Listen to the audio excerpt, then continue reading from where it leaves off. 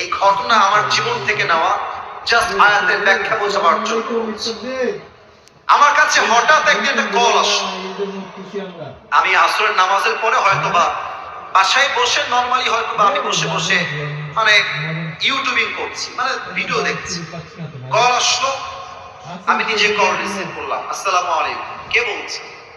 সালাম দেওয়ার পরে আমাকে উত্তর দিল, কে বলছেন, কই থেকে বলছেন? আমি শাওমাও করে করে কান্না করছি। তখন আমার এই আয়াতটা মনে পড়লো, মা ওয়াদ্দাআকা রাব্বুকা ওয়া মা ক্বালা।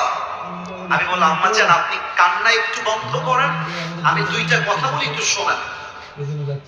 আমি বললাম, আম্মা জান মাথায় রাখবেন, এক নাম্বার কথা, হায়াত আর মওতের মালিক কোন ডাক্তার নয়। হায়াত আর মওতের মালিক একজন। আওয়াজ দিয়ে বলেন সবাই, তিনি কে? আম্মা জান, ডাক্তারের কথায় আপনি আপনার ভরসা আশা হারাবেন না। স্টপ ক্রাইং, থামেন। দুই নাম্বার, মনে রাখবেন,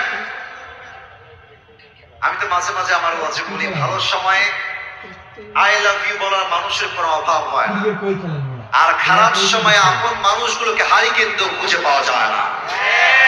আম্মা জান, আপনার মনে হচ্ছে আজকে আপনার সন্তান আপনার পর হয়ে গেছে, আজকে আপনার মনে হচ্ছে ক্যান্সার হওয়ার পরে আপনার আপন স্বামীটাও আপনার পর হয়ে গেছে।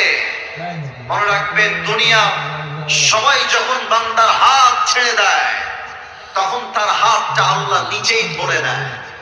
আপনি টেনশন করবেন না। মা ওয়াদ্দাআকা রাব্বুকা ওয়া মা ক্বালা। আপনার রব আপনার সাথেই আছে, ইনশাআল্লাহ আপনার কিছুই হবে না। কথা বলে ফোন কাট, আর কোনো কথা হয় না। 2-3 মাস পরে